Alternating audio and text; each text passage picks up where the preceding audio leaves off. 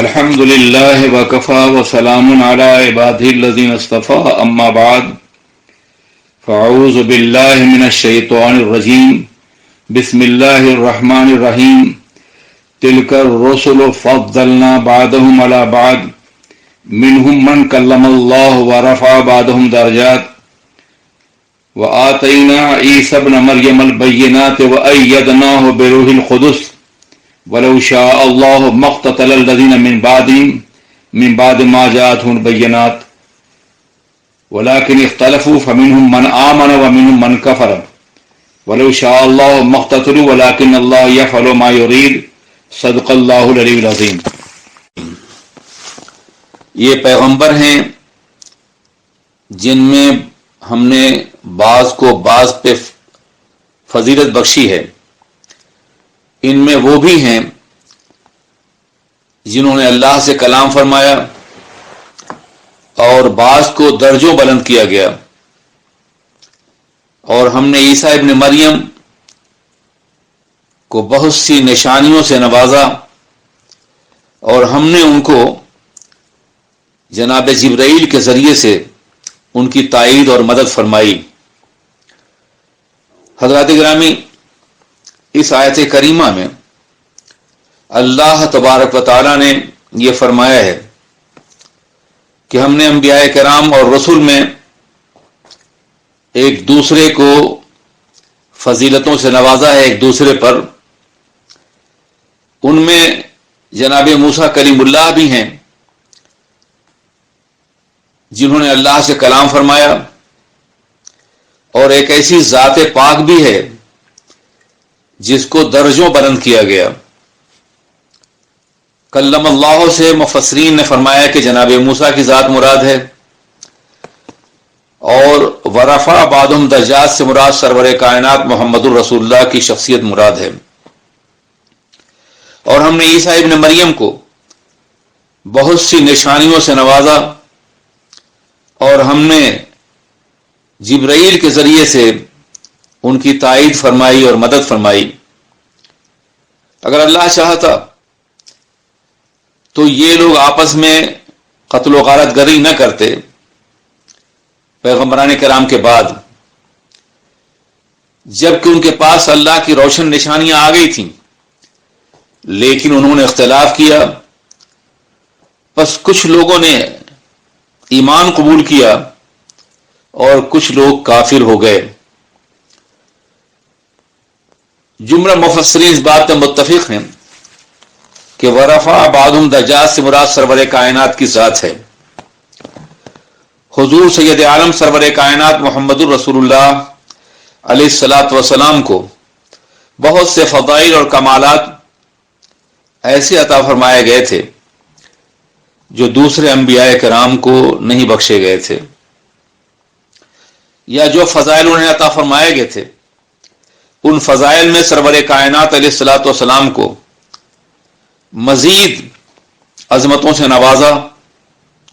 اللہ رب العزت نے نفس نبوت میں تمامی انبیاء کرام برابر ہیں۔ کوئی یہ نہیں کہہ سکتا کہ فلاں نبی منصب نبوت میں نفس نبوت میں دوسرے نبی سے کم یا زیادہ ہے، لیکن درجات کے اعتبار سے، فضائل کے اعتبار سے، کامیابیوں کے اعتبار سے اور دائرہ دعوت کے اعتبار سے انبیاء کرام میں ایک دوسرے کو فضیلت سے نوازا گیا ہے۔ سرور کائنات محمد الرسول اللہ صلی اللہ علیہ وسلم سے پہلے جو انبیاء کرام تشریف لائے وہ ایک مخصوص زمانے کے لیے آئے، مخصوص دور کے لیے آئے، ایک محدود طبقے کے لیے آئے، ایک محدود قوم کے لیے آئے، ایک محدود خطہ زمین کے لیے آئے، کسی شہر کے لیے آئے، کسی ملک کے لیے آئے، لیکن سرور کائنات محمد الرسول اللہ صلی اللہ علیہ وسلم کی نبوت مطلقہ اور سعادت عامہ ساری کائنات کے لیے بعثت الی الخلق کافہ، میں تمام مخلوق کے لیے نبی بنا کر کے بھیجا گیا ہوں. ان کا زمانہ نبوت قیامت تک کے لیے ہے. ان کے بعد کوئی اور نبی جلوہ گر نہیں ہوگا. ان سے پہلے جو انبیاء کرام تشریف لاتے رہے، ان کے بعد انبیاء کرام تشریف لاتے رہے، یہاں تک کہ آقائے دو جہاں سرور کائنات محمد الرسول اللہ صلی اللہ علیہ وسلم تشریف لائے، اور پھر نبوت کا دروازہ ہمیشہ کے لیے بند کر دیا گیا. اور انبیاء کرام کی کتابیں بدل دی گئیں، مگر سرور کائنات محمد الرسول اللہ پہ نازل ہونے والی عظیم کتاب قرآن عظیم کی حفاظت کا ذمہ اللہ نے لیا، اور انہیں قیامت تک نہیں بدلا جائے گا. اس کے ساتھ ساتھ جو کمالات انبیاء کرام کو دیے گئے، ان کمالات میں سرور کائنات محمد الرسول اللہ کو منزل کمال تک پہنچایا گیا. آقائے دو جہاں علیہ الصلاۃ والسلام ساری کائنات کے لیے رحمت للعالمین بنا کے بھیجے گئے ہیں. کسی اور دوسرے نبی کو یہ منصب نہیں عطا فرمایا گیا. بلا شبہ ہر نبی اپنی قوم کے لیے اپنی زمین دعوت پر رحمت ہی بنا کے بھیجے جاتے تھے، مگر رحمت تمام کی حیثیت سے ساری کائنات کے لیے، عالمین کے لیے تنہا سرور کائنات علیہ الصلوۃ والسلام کو بھیجا گیا بحیثیت رحمت. اس کے ساتھ ساتھ خود آقائے دو جہاں سرور کائنات نے ارشاد فرمایا. حضرت ابو ہریرہ کی روایت ہے کہ ان کا اللہ کے رسول نے فرمایا، فضلت علی الانبیاء بست، مجھے انبیاء کرام پہ 6 چیزوں میں فضیلت عطا فرمائی گئی ہے. اوتیت جوامع الکلم، مجھے ایسے کلمات سے نوازا گیا جو اپنے مختصر ہونے کے باوجود علم و فضل و معانی اور مفاہیم کی ایک کائنات اپنے اندر رکھتے تھے. وَنُصِرْتُ بِالرُّعْبِ، اور مجھے روب اور دبدبہ عطا فرمایا گیا کہ جو مجھ سے اختلاف کرنے والی ہمارے دشمن ہیں، وہ سینکڑوں میل سے میرے تصور سے، میرے خوف سے لرزہ بر اندام ہو جاتے ہیں. وَأُحِلَّتْ لِيَ الْغَنَائِمُ، اور غنائم کو میرے لیے حلال قرار دیا گیا. مجھ سے پہلے مال غنیمت انبیاء کرام اور ان کی امتوں کے اوپر جائز نہیں تھا. مال غنیمت کو ایک مقام پہ جمع کیا جاتا اور آگ لگا دی جاتی تھی، لیکن اب ایسا نہیں ہے، بلکہ مال غنیمت کو میرے لیے اور میری قوم کے لیے قیامت تک کے لیے حلال قرار دیا گیا ہے. وَجُعِلَتْ لِي الْأَرْضُ مَسْجِدًا وَطَهُورًا، اور میرے لیے زمین کو، پوری زمین کو مسجد بنا دی گئی اور پاک کرنے والی بنا دی گئی. اس سے آپ اندازہ فرمائیں کہ دنیا کے دوسرے انبیاء کرام کے لیے عبادت کے لیے مخصوص مکانات ہوتے تھے، مخصوص جگہیں ہوتی تھیں. یوں تو مساجد اسلام میں بھی اونچا مقام رکھتی ہیں، اور ان کی روایت بھی انبیاء کرام کے مقدس ذات سے وابستہ ہے، لیکن عبادت کے لیے اسے لازم قرار نہیں دیا گیا. پوری روئے زمین کو سجدہ گاہ بنا دیا گیا ہے، اور جب بھی نماز کا وقت ہوگا، عبادت کا وقت ہوگا، تو صحرا کی ہوں، شہر کی زمینیں ہوں، فضا کا ماحول ہو، سمندروں پہ سفر کر رہے ہوں، کائنات میں جہاں کہیں بھی ہوں، وہاں عبادت کر سکتے ہیں. جب نماز کا وقت آ جائے تو خدا کی بارگاہ میں سجدہ ریز ہوں گے. یہ سہولت، یہ آزادی اور یہ وسعت صرف سرور کائنات محمد الرسول اللہ کو عطا فرمائی گئی. یہ فضیلت ہے جو دوسرے انبیاء کرام کے اوپر اور اس سے یہ بھی معلوم ہوا کہ اللہ تبارک و تعالیٰ نے امت مسلمہ کے لیے زمین کو مسجد کی طہارت عطا فرما دی گئی ہے. اس لیے ایک مسلمان جو زمین پہ سجدہ کرنا جانتا ہے اور یہ جانتا ہے کہ سجدہ ہم کہیں بھی کر سکتے ہیں، تو جہاں سجدہ ہوگا وہاں گناہ نہیں ہو سکتا ہے، کوئی غلطی نہیں ہو سکتی ہے، اللہ کی نافرمانی نہیں کی جا سکتی، اس لیے کہ زمین کو سجدے کی طہارت عطا فرما دی گئی، پاکیزگی بخشی گئی.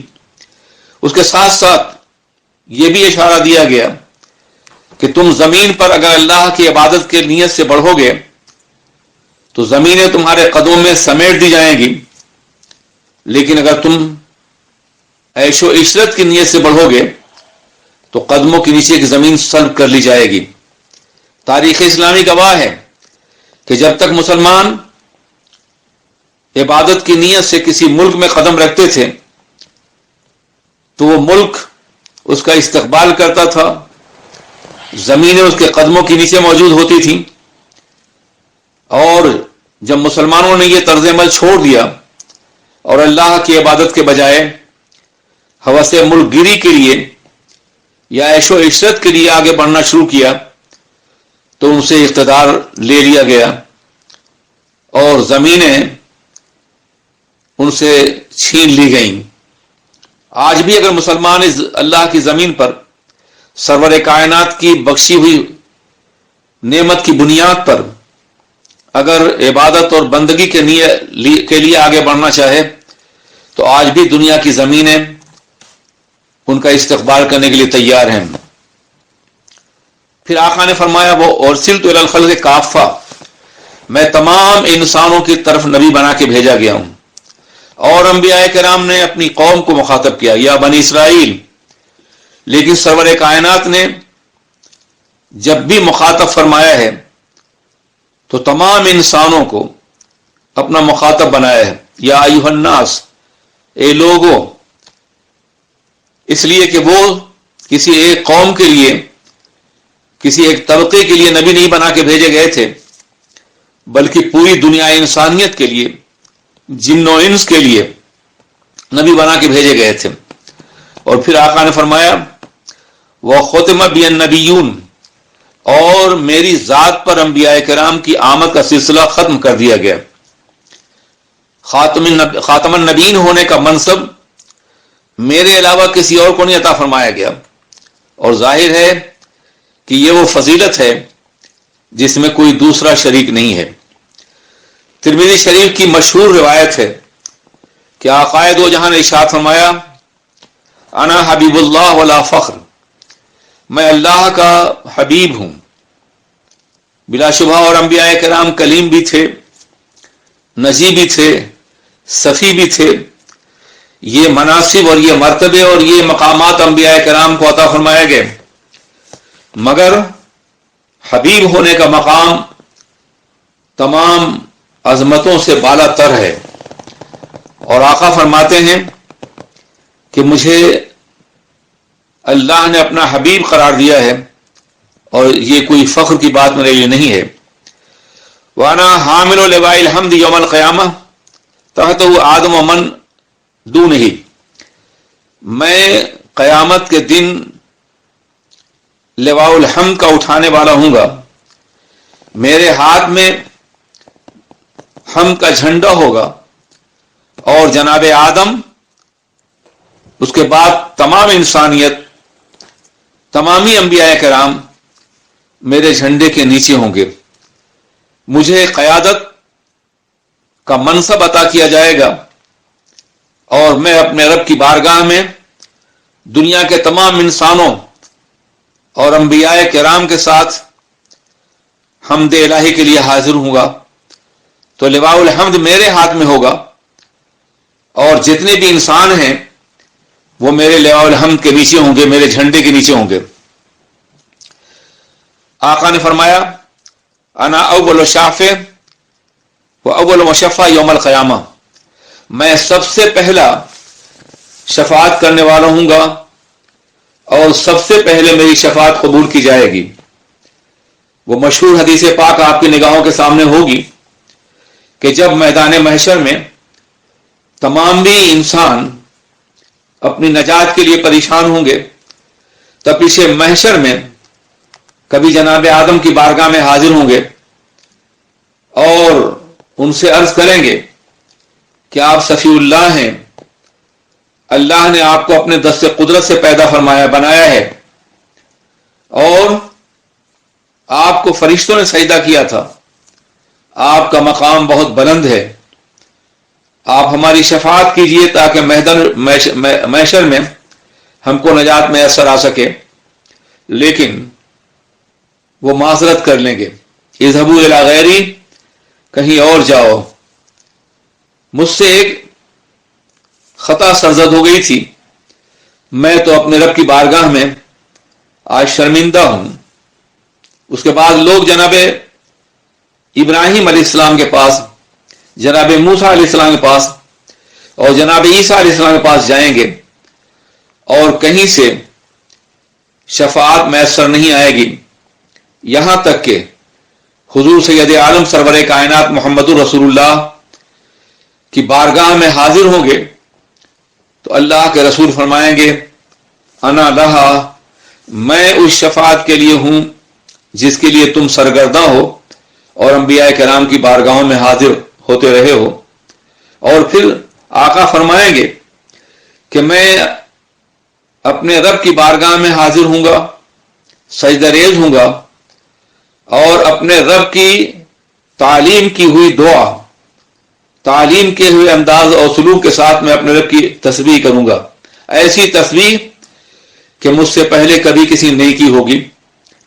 اور پھر میرا رب مجھ سے کہے گا ارفع راسک یا محمد اشفا تو شفا، اے محمد اپنا سر اٹھائیے، شفاعت کیجئے اور آپ کی شفاعت قبول کی جائے گی۔ اور اس کے بعد اپنے گنہگاروں کی وہ شفاعت کریں گے، وہ اولین شافع ہوں گے اور اس کے بعد اور انبیاء کرام کو اجازت دی جائے گی کہ وہ بھی اپنے اپنے امتیوں کی شفاعت کر سکتے ہیں۔ آقا فرماتے ہیں سب سے پہلے میں جنت کا دروازہ کھٹکھٹاؤں گا، پھر جنت میرے لیے کھول دی جائے گی تو اس میں داخل ہوں گا اور میرے ساتھ غریب اور فقیر مسلمان داخل ہوں گے، اور اس میں کوئی فرق کی بات نہیں ہے۔ اور پھر آقا نے فرمایا انا اکرم الاولین والآخرین، اور میں خدائے وحید القدوس کی نگاہ میں اولین و آخرین سب سے زیادہ معظم اور مکرم ہوں گا، اور یہ فخر کی بات نہیں ہے۔ حضرات گرامی، یہ وہ فضائل ہیں اور یہ وہ خصوصیات ہیں جو خود سرور کائنات محمد رسول اللہ علیہ السلام نے بیان فرمائی ہیں۔ اس لیے ورفع بعض درجات سے مراد حضور سرور کائنات کی ذات ہے۔ اس کے بعد اس آیت شریفہ میں اللہ تبارک و تعالیٰ نے جناب عیسیٰ ابن مریم کے نام کے ساتھ قدر تفصیل سے ذکر فرمایا ہے۔ اس کی وجہ یہ ہے کہ حضور سید عالم سرور کائنات علیہ الصلوۃ والسلام جب مدینہ طیبہ میں جلوہ گر ہوئے تو وہاں یہود و نصارہ یہ دو طبقے پہلے سے موجود تھے جو اپنے کو اہل کتاب کہتے تھے، مگر ان میں شدید جنگیں ہوتی تھیں، انتہائی اختلافات تھے اور یہ ایک دوسرے کی تردید کرتے تھے، حالانکہ دونوں کتاب پر ایمان لانے والے تھے۔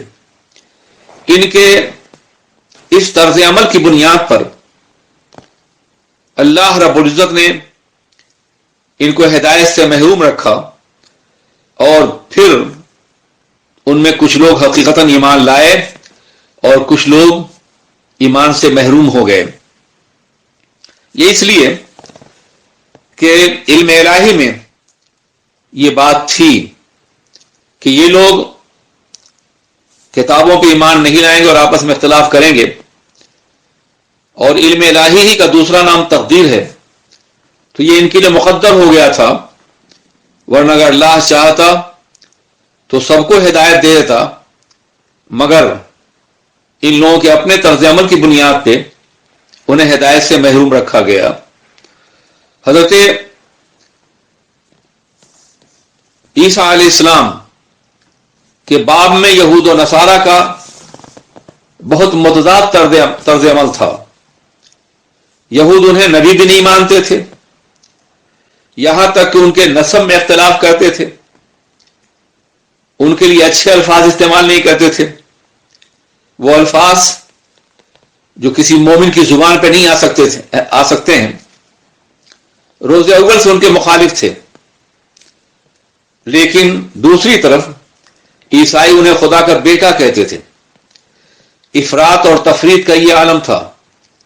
ایک طرف تو نبوت کا انکار، ایک طرف تو ان کے نسب کے بارے میں اچھے الفاظ استعمال نہ کرنا، اور دوسری طرف اتنا بڑھانا کہ انہیں خدا اور خدا کا بیٹا قرار دیا جانا. یہ دونوں باتیں غلط تھیں. اس لیے قرآن عظیم نے بہت تفصیل کے ساتھ مختلف مقامات پر جناب عیسیٰ علیہ السلام کی نبوت کا تذکرہ کیا ہے، اور ان کے اوپر لگائے گئے، ان کی عظیم ماں جناب مریم کے اوپر لگائے گئے تمام الزامات کا دفاع کیا ہے. قرآن عظیم نے مکمل 2 صورتیں جناب عیسیٰ علیہ السلام اور ان کے خاندان کے حوالے سے قرآن پاک میں موجود ہیں. سورہ آل عمران اور سورہ مریم. آپ اندازہ فرمائیں یہ کتنا بڑا احسان ہے عیسائیت کے اوپر کہ اللہ تبارک و تعالیٰ نے اپنے مقدس کلام میں اپنے نبی کی زبان سے عیسیٰ علیہ السلام کی عظمتیں بیان فرمائیں، انہیں روح اللہ کہا، کلمت اللہ کہا، ان کے معجزات کا تذکرہ کیا، جناب مریم کی پاکیزگی بیان کی. یہ سب کچھ قرآن پاک نے جناب عیسیٰ علیہ السلام کی حقیقت مطلقہ کو ظاہر کرنے کے لیے دنیا کے سامنے پیش فرمایا. کاش جناب میسا کے ماننے والے عیسائی قرآن پاک کے اس احسان کو قبول کر لیتے اور قرآن پاک کی عظمت کا اعتراف کرتے. یقین مان لیجئے اگر قرآن پاک نازل نہ ہوا ہوتا اور وہ معجزات جو جناب عیسیٰ سے صدر نہ ہوئے ان کا تذکرہ نہ کیا گیا ہوتا، ان بینات کا، ان آیات کا تذکرہ نہ ہوتا جو انہیں عطا فرمایا گیا تھا، تو یقین مان لیجئے کہ آج جناب عیسیٰ علیہ السلام کی عظمت، ان کی نبوت اور ان کی تاریخیت کو ثابت کرنا بھی لوگوں کے لیے دشوار ہو جاتا. یہ کتنا احسان عظیم ہے پوری دنیا عیسائیت پر یا جناب عیسیٰ علیہ السلام کے ماننے والوں پر قرآن عظیم کا، سرور کائنات محمد رسول اللہ کا. آج بھی جب جناب عیسیٰ روح اللہ کا نام آتا ہے، کلمت اللہ کا نام آتا ہے، تو ہر مسلمان کی نگاہیں احترام سے جھک جاتی ہیں اور بے ساختہ ان کے نام کے ساتھ علیہ السلام کا معزز لفظ زبانوں پہ آ جاتا ہے. ان کی بے ادبی کو کفر قرار دیا گیا ہے، ان کی نبوت کے انکار کو بھی کفر قرار دیا گیا ہے. جتنے بھی انبیاء کرام تشریف لائے ان تمامی انبیاء کرام کو ماننا، ان کی نبوت کو ماننا، ان کا احترام کرنا، یہ مسلمانوں کا بنیادی عقیدہ ہے. یہی وجہ ہے کہ اگر کبھی دنیا میں کسی ایک مذہب کو پوری دنیا کے لیے تسلیم کیا جائے اور ایک مذہب پوری دنیا کا ہو تو وہ اسلام کے علاوہ کوئی اور مذہب نہیں ہو سکتا. اس لیے کہ اگر یہودیت کو دنیا کا مذہب بنایا جائے تو یہودی جناب عیسیٰ کو نہیں مانتے، سرور کائنات کو نہیں مانتے. اسی طریقے سے اگر عیسائیت دنیا کا مذہب بن جائے تو عیسائی سرور کائنات محمد رسول اللہ کی نبوت کا انکار کرتے ہیں. اور کیا یہ ممکن ہے کہ دنیا کے 1.50 کروڑ مسلمان کسی ایسے مذہب کو قبول کر لیں جو ان کے نبی کے بارے میں اچھے خیالات نہ رکھتا ہو، ان کے نبی کی نبوت کا انکار کرتا ہو؟ اب رہ گیا صرف اسلام. کہ اگر اسلام پوری دنیا کا مذہب ہو تو جناب عیسیٰ کی عظمت بھی محفوظ ہے، جناب موسیٰ کی نبوت بھی محفوظ ہے، ہر ایک کا احترام بھی محفوظ ہے. ان کے کتابوں پر ایمان لانا یہ بھی ضروری قرار دیا گیا ہے. ان کی تعلیمات بھی محفوظ ہیں. اس لیے اگر کبھی پوری دنیا کو ایک مذہب ہوا تو وہ صرف اسلام ہو سکتا ہے، جس میں انبیاء کرام کی عظمتیں، ان کا وقار، ان کی نبوتیں، ان کی تعلیمات سب کچھ محفوظ ہیں. قرآن پاک کا معاملہ یہ ہے کہ قرآن پاک آخری کتاب ہے، اور اس کتاب کے اندر وہ تمام تعلیمات موجود ہیں جو جناب موسیٰ علیہ السلام، جناب عیسیٰ علیہ السلام اور جناب داؤد علیہ السلام کی کتابیں موجود تھیں. وہ محرف تعلیمات تو نہیں ہیں جنہیں تبدیل کر دیا گیا ہے، لیکن جو حقیقی تعلیمات ہیں وہ سب کے سب موجود ہیں. یہی وجہ ہے کہ پیغمبر اسلام سرور کائنات نے بار بار اہل کتاب کو دعوت دی کہ وہ آئیں اور اسلام کو جاننے کی کوشش کریں اور اسلام کے دامن میں داخل ہو کر کے ایک ایسا معاشرہ قائم کریں اس میں اختلاف نہ ہو. لیکن وہ تو آپس میں کٹ مرنے کے لیے تیار تھے. اسلام کو قبول کرنے کے لیے ان کے پاس موقع کہاں تھا؟ نتیجہ یہ ہوا کہ وہ لوگ جو صاحب عقل و شعور تھے، وہ عیسائی ہوں یا یہودی ہوں، وہ دامان رسالت میں داخل ہوئے، تھاما انہوں نے اور اسلام میں داخل ہوئے. کہیں پوری قوم داخل ہوئی. کیا نجاشی بادشاہ داخل نہیں ہوئے؟ کیا پورا ملک داخل نہیں ہوا؟ ایسی کیا پورا سیریا داخل نہیں ہوا؟ پورا فلسطین دامان رسالت سے وابستہ نہیں ہوا؟ یہ اسلام کی عظمت تھی کہ جنہوں نے ہر طرح کی عصبیتوں سے بے نیاز ہو کر کے اسلام کو سمجھنے کی کوشش کی، وہ اسلام کے دامن میں پناہ لینے مجبور ہوئے. لیکن جن کی آنکھوں پہ نفرتوں کی پٹی بجھی ہوئی تھی اور جنہوں نے ہمیشہ عصبیت کے چشمے سے اسلام کو جاننے کی کوشش کی، انہوں نے اسلام کو سمجھنے کے بجائے ہمیشہ غلط انداز سے اسلام، پیغمبر اسلام اور قرآن کو دنیا کے سامنے پیش کرنے کی کوشش کی. اور یہ سلسلہ آج بھی جاری ہے. امت مسلمہ کی ذمہ داری ہے کہ قرآن پاک کی وہ تعلیمات جن میں تمامی انبیاء کرام کی تعلیمات موجود ہیں، سب کی عظمتیں محفوظ ہیں، سب کی نبوت پر ایمان لانا ضروری ہے، ان تعلیمات کو دنیا کے سامنے پیش کیا جائے اور پھر دعوت دی جائے کہ آؤ ایک اس کلمے کے درمیان میں کے لیے جو ہمارے اور تمہارے درمیان مشترک ہے، جس کے لیے سرور کائنات محمد رسول اللہ نے اپنے دور میں دعوت دی تھی. حضرات گرامی، اسی مقدس سورت میں ایک آیت ہے جسے آیت الکرسی کا نام دیا گیا ہے. یہ بڑی عظیم آیت ہے، اس کے بے شمار فضائل ہیں. اللہ کے رسول علیہ الصلاۃ والسلام نے ارشاد فرمایا، جس شخص نے فرض نماز کے بعد آیت الکرسی پڑھی، اس کو موت کے بعد جنت میں جانے سے کوئی نہیں روک سکتا. حضرات، آپ اندازہ فرمائیں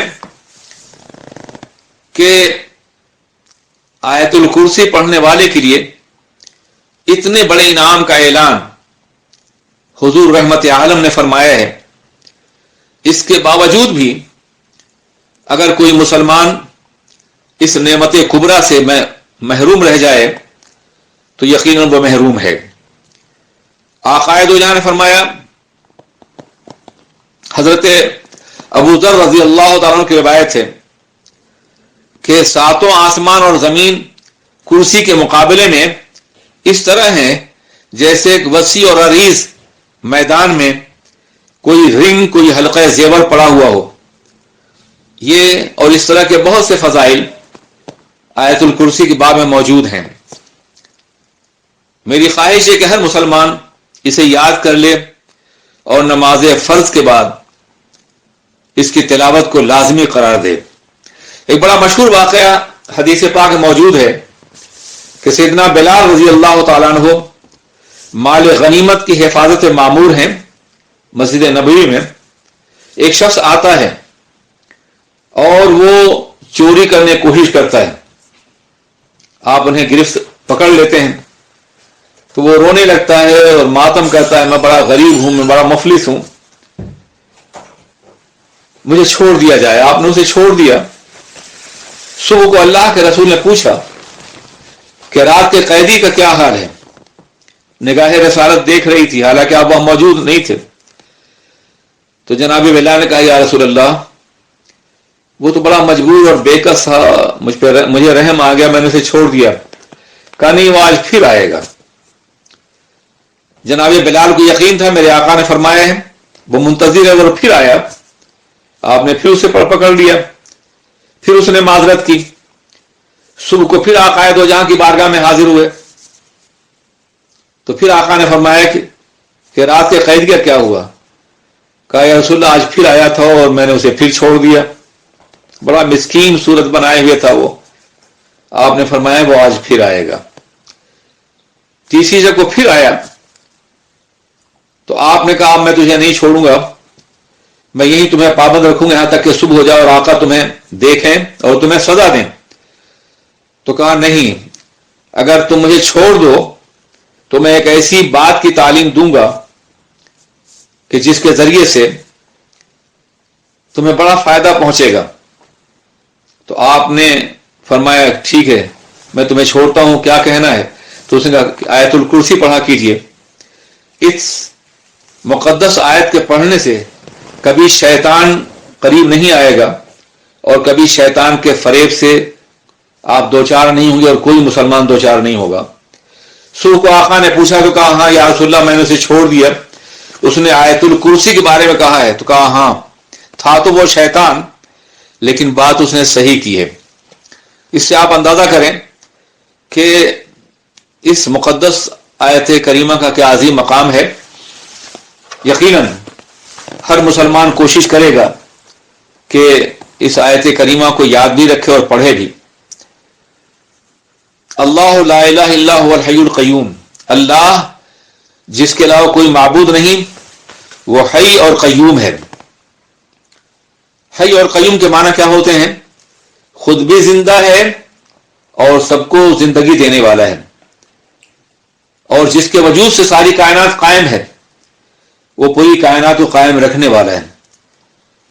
ان کلمات کو بہت سے مفسرین نے اور بہت سے صوفیاء کرام نے اسم اعظم کے نام سے یاد کیا، الحی القیوم۔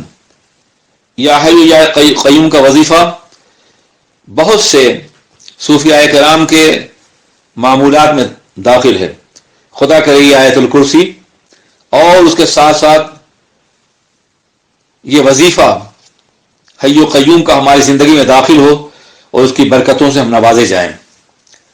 حضرات گرامی، رکوع نمبر 3 میں اللہ تبارک و تعالی ارشاد فرماتا ہے، بسم اللہ الرحمن الرحیم، الم تر الی الذی حاج ابراہیم۔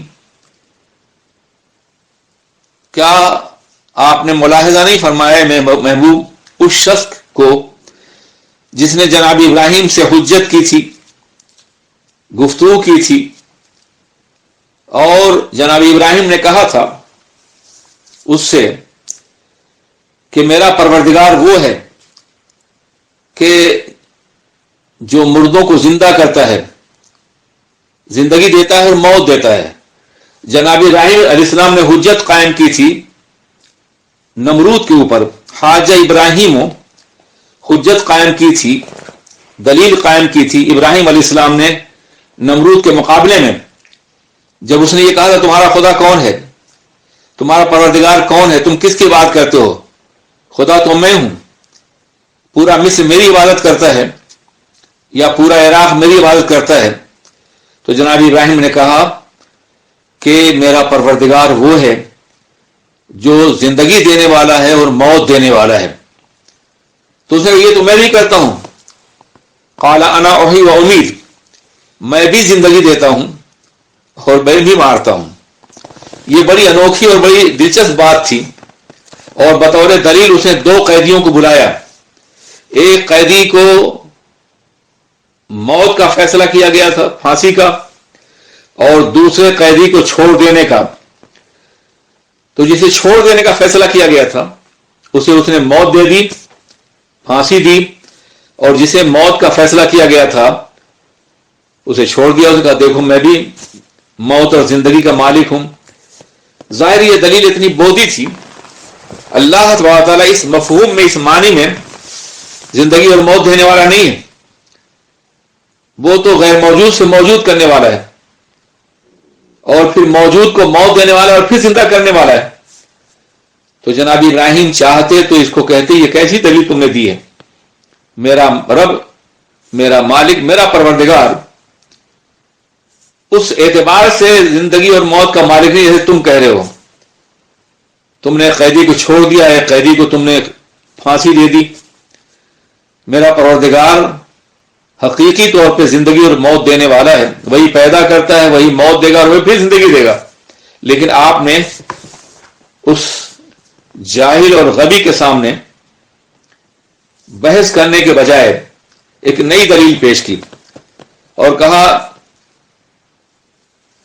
فَإِنَّ اللَّهَ يَأْتِي بِالشَّمْسِ مِنَ الْمَشْرِقِ فَأْتِ بِهَا مِنَ الْمَغْرِبِ. میرا رب تو سورج کو مشرق سے طلوع کرتا ہے. اگر تم بھی نبی ہو، تم بھی خدا ہو، معاذ اللہ تم بھی خدا ہو، تو سورج کو مغرب سے طلوع کر دو. فَبُهِتَ الَّذِي كَفَرَ، تو وہ مبہوت ہو گیا. اور اللہ ظالموں کو کبھی ہدایت نہیں دیتا. ہدایت انہیں ملتی ہے جن کا دل ہدایت قبول کرنے کے لیے تیار ہو. وہ چونکہ منکر تھا، مغرور تھا، سرکش تھا اور ہدایت کے لیے اس کی سماعت تیار نہیں تھی، اس کا دل قبول کرنے کے لیے تیار نہیں تھا، اس لیے وہ لاجواب تو ہو گیا مگر اس نے ہدایت قبول نہیں کی. جناب ابراہیم علیہ السلام اسے دعوت دیتے رہے اور پھر آپ نے دیکھا کہ مقام ایسا آیا کہ جب اس نے جناب ابراہیم سے کہا ہم نے تمہارے خدا کو دیکھا نہیں ہے، تم اپنے خدا کو سے کہو کہ وہ اپنی فوج بھیجے، میں تمہاری خدا کی فوج سے مقابلہ کرنا چاہتا ہوں. یہ بھی ایک احمقانہ مطالبہ تھا. اگر خدا کے باب میں اس کے کسی بھی شعور کے گوشے میں خدا کی عظمت کا احساس ہوتا تو وہ کبھی یہ بات نہ کرتا. وہ ایک جاہل اور غبی تھا. طاقت اور غرور کے نشے میں وہ چیلنج کر رہا تھا کہ آپ اپنے خدا کو حکم دیجئے یا اس سے عرض کیجئے کہ وہ اپنی فوج بھیجے، میری فوج اس سے مقابلہ کرے گی. جناب ابراہیم نے اپنے رب کی بارگاہ میں عرض کی. اللہ نے فرمایا کہ ابراہیم نمرود سے کہو کہ وہ اپنی فوج کو ایک میدان میں لے آئے. کوئی بھی فوجی باقی نہ رہ جائے شہر میں یا ملک کے اندر، اور پھر اللہ کی فوج اترے گی. اس نے اپنی فوج کو جمع کیا اور منتظر رہا کہ جناب ابراہیم علیہ السلام کے خدا کی فوج آئے گی اور میرا مقابلہ ہوگا. لیکن فوج کے بجائے مچھر زمین پہ نازل ہوئے اور وہ ہر فوجی کی ناک میں، ہر ہاتھی کے سونڈ میں، ہر گھوڑے کی ناک میں داخل ہو گئے. اور تھوڑی دیر کے بعد ان مچھروں کے ذریعے سے پوری کی پوری قوم تباہ ہو گئی، فوج برباد ہو گئی. نمرود میدان سے بھاگا اور اپنے گھر میں گیا اور اپنی بیوی سے کہا کہ آج عجیب معاملہ ہوا، ابراہیم کے خدا کی فوج آئی اور ہماری پوری فوج تباہ ہو گئی. وہ تو مچھر تھے. ابھی وہی بات کر ہی رہا تھا کہ ایک مچھر اس کی ران میں بیٹھ گیا. اس نے اپنی بیوی سے کہا دیکھو یہی وہ ابراہیم کے خدا کی فوج ہے، یہ اس کا ایک سپاہی بیٹھا ہوا ہے. تو اس نے کہا پھر بھی تم ایمان نہیں لا رہے ہو. ابھی یہ بات کر ہی رہا تھا کہ وہ مچھر اس کی ناک میں گھس گیا اور پھر اس کے سر میں درد پیدا ہوا. درد بہت شدید تھا. پہلے تو اس نے اپنے نوکروں سے دبانے کے لیے کہا، پھر دھیرے دھیرے شپت لگائی گئی اور پھر اسی مچھر کی وجہ سے اس کی موت واقع ہو گئی اور وہ فنا سے کے گھاٹ اتار دیا گیا. خدائے قدر جبار کے منکرین کا عالم یہی ہوتا ہے. مچھر تو پھر بھی مرئی اور محسوس تھے، دیکھے جا سکتے تھے، محسوس کیے جا سکتے تھے، لیکن آج کرونا وائرس کا جو عذاب آیا ہے، یہ وائرس تو نہ دیکھے جا سکتے ہیں نہ محسوس کیے جا سکتے ہیں. بس لاکھوں افراد کو موت سے ہمکنار کر چکے ہیں. کاش آج کے دور کے نمرودوں کو اللہ پر یقین کرنے کا موقع ملتا اور وہ آج کے عذاب کو دیکھ کر کے خدا کی بارگاہ میں جھک جاتے تو یہ مصیبت ان سے ٹل جاتی.